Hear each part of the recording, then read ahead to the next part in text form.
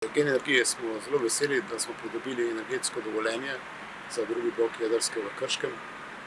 Energetsko dovoljenje pomeni pravzaprav začetek pravih aktivnosti za umeščanje v prostor, pridobitev tudi seveda odločitev javnega mnenja in pa pripravo vseh podlag, s katerimi bomo lahko prišli do končne odločitve za izgradnjo drugega bloka.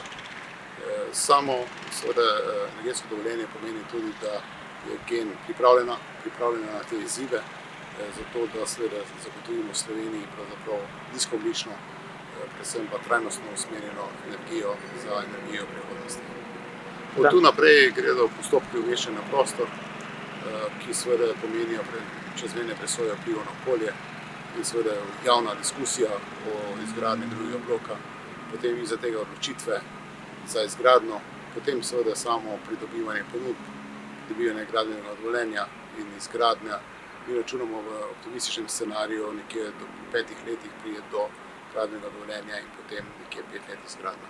Izzivi so na celi poti, vsepovsod, seveda zelo pomembno je pridobiti politično in javno mnenje, zato da se razume pravzaprav pomembnost energetike, pomembnost nizkoogljičnosti, pomembnost zanesljive oskrbe in pomembnost seveda konkurenčnosti cene električne energije iz takih objektov.